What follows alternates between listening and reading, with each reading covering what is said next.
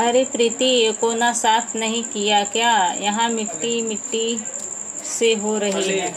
कमला देवी ने कड़क आवाज में अपनी बहू से कहा। प्रीति ने आटे से सने हाथ लिए हड़बड़ाते हुए बाहर आकर कहा, मैं रोटी बना के साफ करती हूँ। कमला देवी मोबाइल चलाते हुए बोली, किशोरी बुआ की बुआ विधि पूर्वक अपना घर चमका के रखती हैं।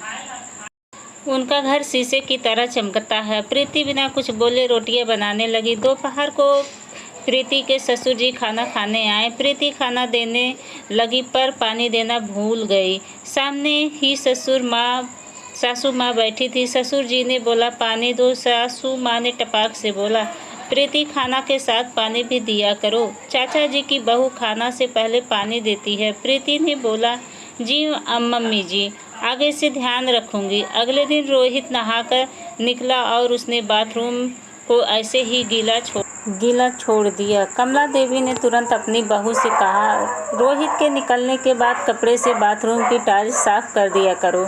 बड़े मामा जी की बहू दीपिका का बाथरूम सूखा रहता है। गीले बाथरूम से राहु खराब हो जाता है। प्रीति ने बोला, मम्मी जी, अभी तो रोहित जी का टिफिन तैयार कर रही हूँ, इसके बाद साफ कर दूंगी। रोहित के चले जाने के बाद कमला देवी और प्रीति बैठ के बातें कर रहे थे। तभी बातों बातों में कमला देवी ने बोला, अशोक मौसा जी की बहू पूरे घर का ख्याल रखती है, पूरे घर को संभाल लिया है। मौसी जी आराम से घूमती हैं, कोई टेंशन नहीं है। प्रीति बोली, आरती भाभी की शादी को 15 साल हो गए हैं। आप भी पापा जी के साथ पास वाले पार्क में चली जाया कीजिए। आपका घूमना भी होगा और पापा जी से 2-4 बातें भी हो जाया करेगी।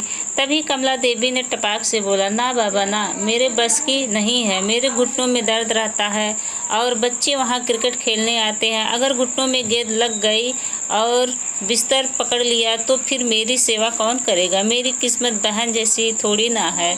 2 दिन बाद प्रीति को अपने सूट सिलवाने के लिए टेलर के पास जाना था। उसने अपनी सासू माँ से टेलर वाले के पास जाने की बात कही। कमला देवी ने टपाक से बोली, अरे सामने वाले की बहू तो खुद अपने हाथ से ब्लाउज और सूट सिलती हैं।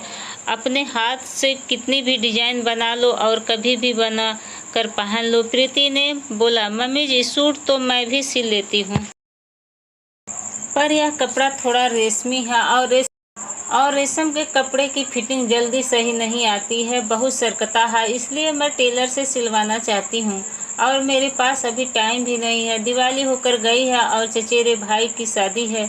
कमला देवी ने तुरंत बात पलटते हुए बोली, नहीं, मैं तो बता रही थी कि अगर सिलाई आती है तो अपने घर में ही सिलाई कपड़े सिल के आदमी पहन सकता है। प्रीति चुपचाप सुनकर चली गई। कुछ दिन बाद कमला देवी की सहेली घर पर आई।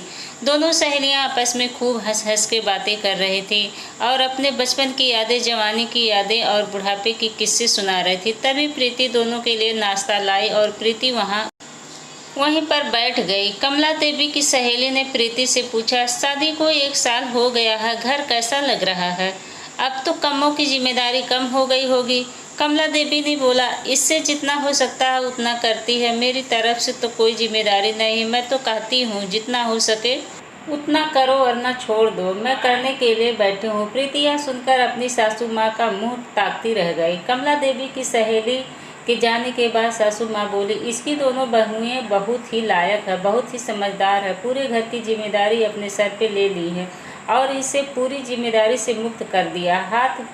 हाथ में बैठे बैठे खाना देती हैं, पानी देती हैं और देखने में भी बहुत सुंदर हैं। सर्वगुण संपन्न घर की हैं, पर घमंड जरा सा भी नहीं है।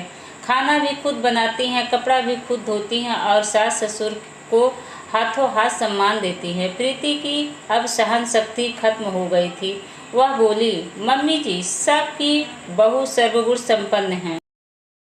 आप हमेशा कहती हैं कि उसकी बहू यह करती है, उसकी बहू वह करती है, मौसी की बहू यह करती है, चाचा की बहू वो करती है, पर आपकी बहू क्या करती है? आपने कभी वह देखने की कोशिश की है? सिर्फ आपकी बहू कुछ नहीं करती, आपको मेरे में कमियां ही नज़र आती हैं। मैं आपकी अपनी माँ की तरह सेवा करती हूँ, पर आपने कभी मुझे बेटी के रूप में नहीं देखा। मम्मी जी, आप